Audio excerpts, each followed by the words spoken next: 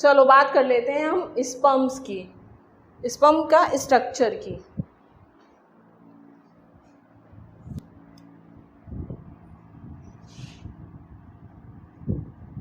Structure of sperm.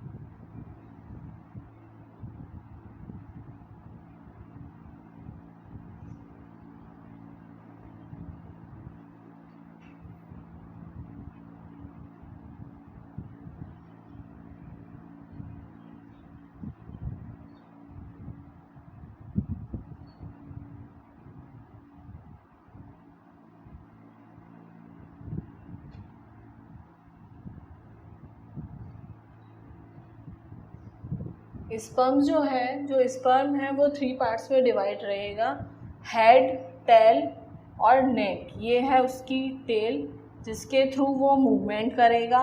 ये रहा middle part जो कि है नेक, और ये रहा head.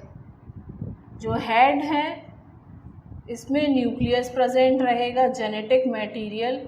It is a cap like, जो ये कैप लाइक स्ट्रक्चर है इसको बोलेंगे हम acrosome.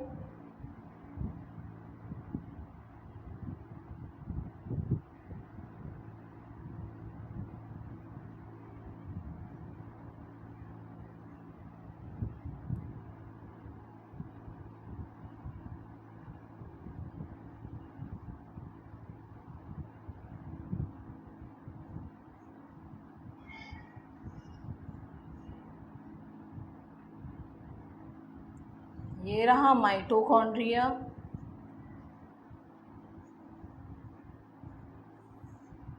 This is nucleus,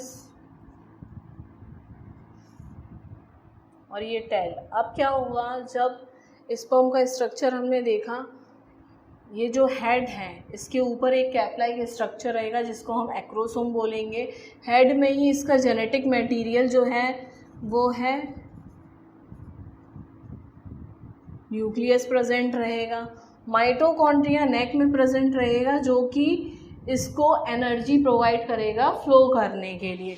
they provide energy, जैसा कि जानते हो कि माइटोकॉन्ड्रिया क्या है, एनर्जी है ना, एनर्जी प्रोवाइड कराएगी किसी भी सेल को।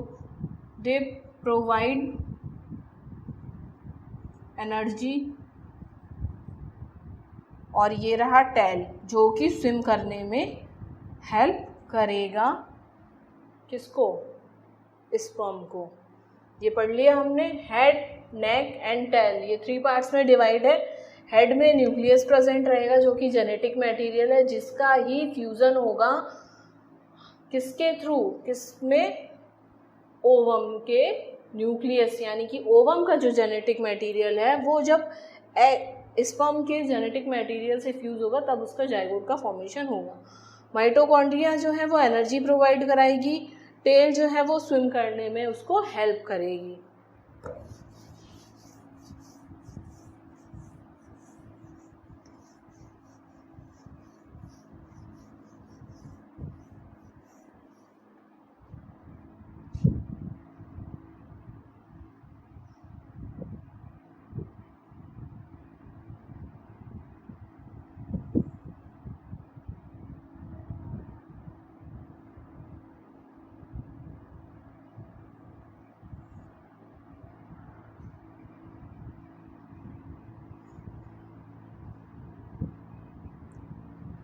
अब बात करते हैं, जब स्पर्म और एग प्रोड्यूस्ड हो गया है तो ये कैसे फीमेल बॉडी में एंटर करेगा और फर्टिलाइजेशन की प्रोसेस कैसे कंप्लीट होगी।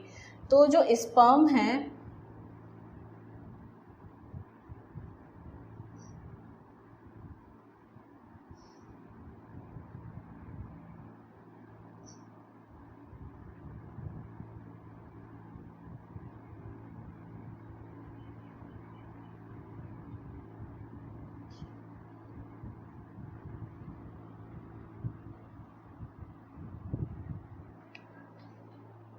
ओवम प्रोड्यूस्ड होगा मेंस्ट्रुअल साइकिल के 14th डे के आसपास, ये ओवरी रिलीज़ करेगी ओवम को।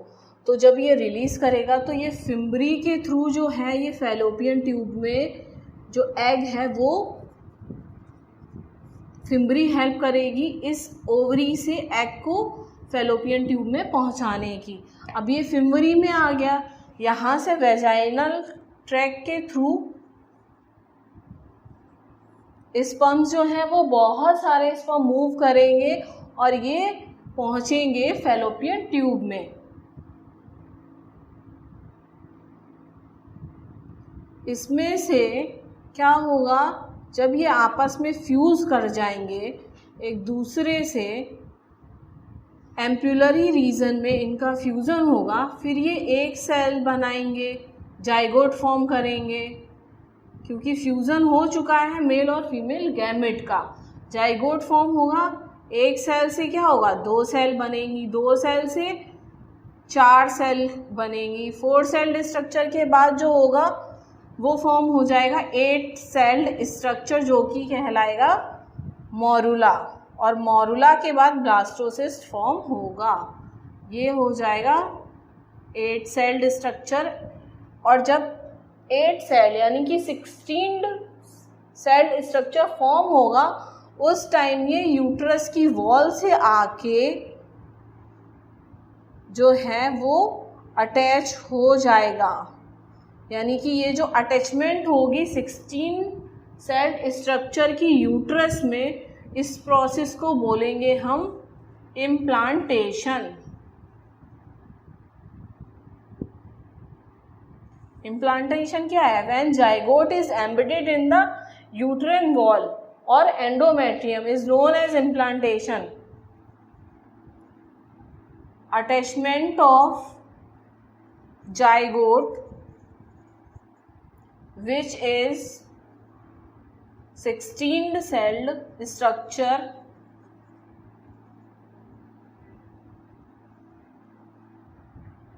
is known as implantation.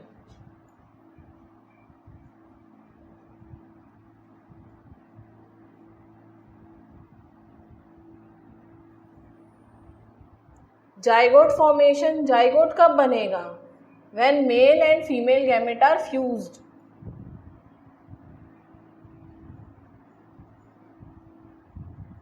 ये फ्यूज्ड करेंगे तो जाइगोट बनेगा और इस प्रोसेस को बोलेंगे हम फर्टिलाइजेशन।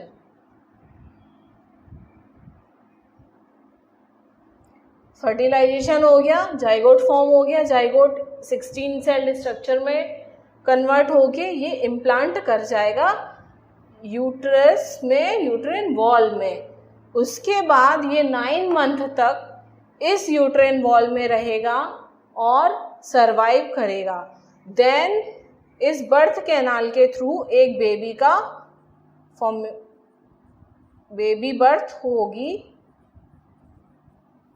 वेजाइनल ट्रैक के थ्रू।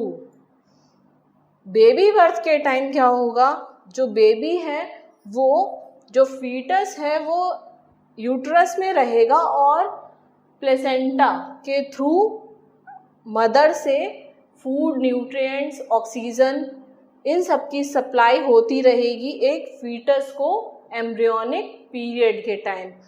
अगर ये इम्प्लांटेशन यहाँ नहीं हो रहा है किसी भी फीमेल को, उस कंडीशन में मेंस्ट्रुअल साइकिल फिर से रिपीट होगी।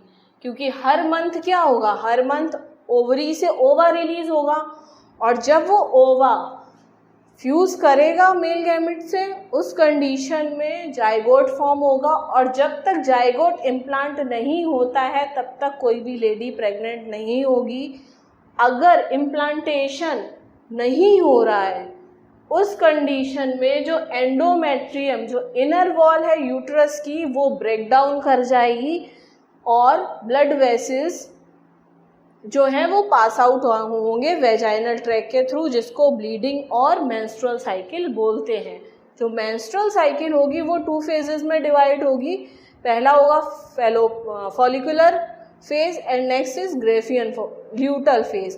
तो जो मेंस्ट्रुअल साइकिल है उसकी जो फैलोपियन वो फॉलिकुलर जो फेज है उसमें फॉलिकल्स प्रोड्यूस होंगे, primary follicle, secondary follicle, tertiary follicle and Graafian follicle, और वो ग्रेफियन फॉलिकल यहाँ आके यहाँ अटैच हो रहा है और उसके बाद आ जाएगी ल्यूटल फेज। तो हमने पढ़ लिया कि कैसे एक बेबी की बर्थ हो रही है, कौन कौन से हार्मोन्स प्रोड्यूस होंगे, फर्टिलाइजेशन की प्रोसेस क्या होती है। अब मैं आपको एक फ्लो चार्ट के थ्रू इस पूरे चैप्टर को बता देती हूँ।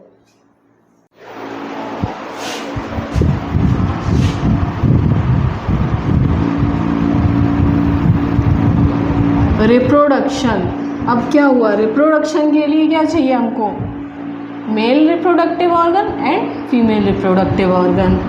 ये हो गया female reproductive organ,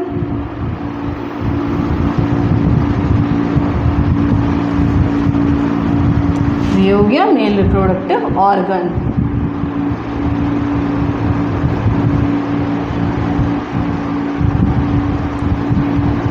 female reproductive organ से एग प्रोड्यूस होगा जो कि है गैमेट,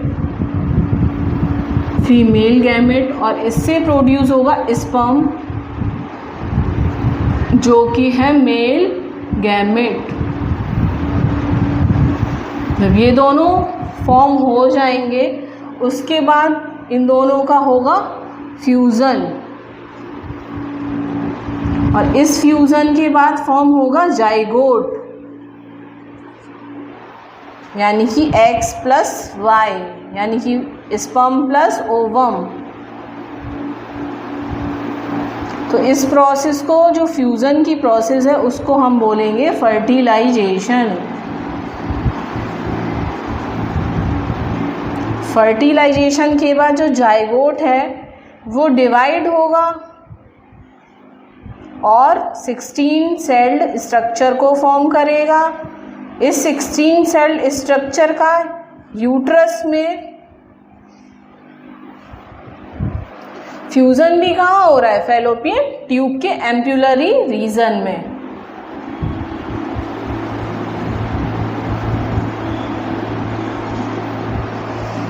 यूट्रस में आके ये क्या करेगा, इम्प्लांट हो जाएगा।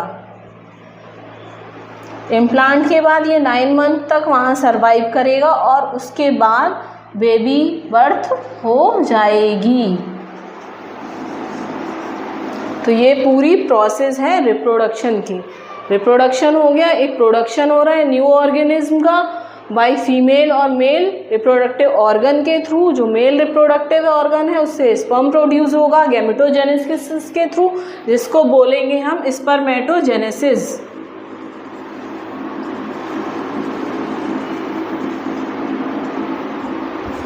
और जो एग गैमेट है, एग है यानी कि जो फीमेल रिप्रोडक्टिव ऑर्गन है उससे oogenesis के थ्रू